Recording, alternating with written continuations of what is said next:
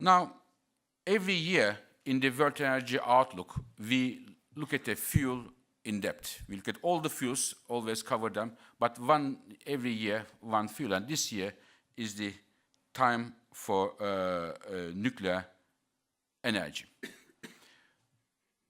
We expect that the nuclear capacity will grow by 60%, a significant growth, mainly driven by countries who believe that the nuclear has a role in terms of addressing the energy security and climate change problems.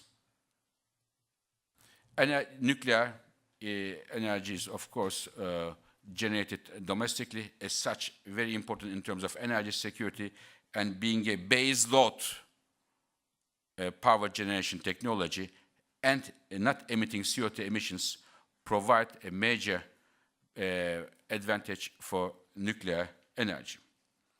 When we look at the different parts of the world, in the European Union, we see a significant decline in the nuclear capacity, mainly as a result of retirements, natural retirements, plus some countries decided to phase out their nuclear plants in a premature way, premature meaning before their retirement times.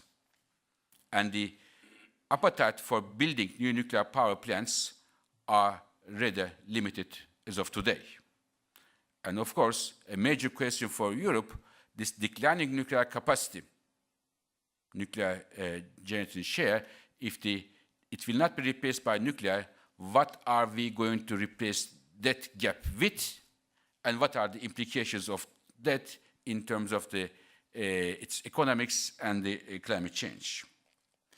In Japan, we expect there will be slowly but surely some reactors which are now not operating will come in the system, but still Japanese nuclear capacity will be lower than before Fukushima. Some new builds will be coming, a few new builds, nuclear, but retirements will be also significant, and nuclear will still play an important role in Japanese energy mix, but less than before Fukushima. United States building a series of nuclear power plants, 6 gigawatt is under construction, especially in those regions where electricity prices are regulated. India and Russia making huge progress. Russia has major programs, but we don't think that they will reach these targets, but lots of new nuclear power plants are coming, and India is also making several new nuclear power plants under construction.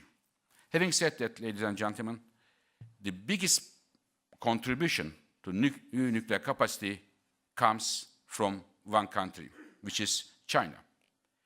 When you look at China here, about 50%, almost 50% of the new capacity of nuclear is coming from China alone. This will have many implications, from climate change to this and that, but I want to highlight one of them. China is building its new technology and building so many new nuclear power plants that through learning by doing, bringing the cost of nuclear down, and as such will be soon, I believe, a country which is ready to export its nuclear technology to other countries, where China will compete with the technologies. I'm sure my colleague from FORATOM will also comment on that. They will compete with the European, American, Japanese, Korean technologies, and we'll have a space there. But perhaps another important issue here is that given the energy security concerns and the growing demand, a bulk of it come from non-OECD countries, and today about 80% of the nuclear plants are in OECD, 20% is in non-OECD. As a result of this picture, in 2040, it will be 50% OECD and 50% non-OECD countries with all its implications. So I said nuclear energy provides an important option to address the energy security and climate change, but there are also serious issues that the nuclear industry has to look into.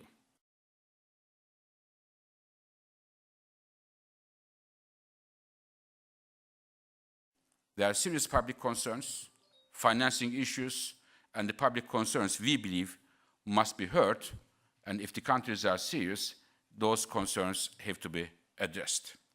I wanted to highlight two of those concerns that we look in detail in our report. The first one is, in the next 20 years or so, there will be 200 nuclear power plants which are going to retire. And we are concerned that the world countries are not yet ready to tackle decommissioning, dismantling of 200 reactors. There will be a wave of retirements coming. We have, since 60 years, we are more or less running nuclear power plants, and our experience is about, in this years, only about 10 reactors here and there. And 200 will come, a surge of retirements. How we are going to tackle this issue will be a challenge. And not many countries are yet prepared for this surge.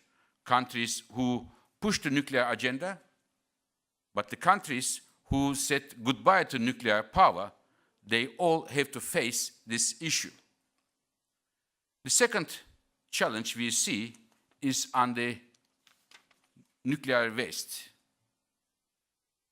And here we have substantial amount of nuclear waste already, and our projections show that this nuclear waste will double coming from different countries.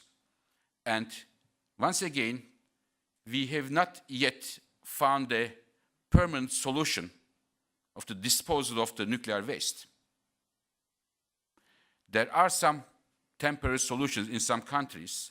There is a lot of work going on to find a permanent solution, but we have not yet found a permanent solution, and therefore we believe international community has to be working hard to find a solution to nuclear waste problem.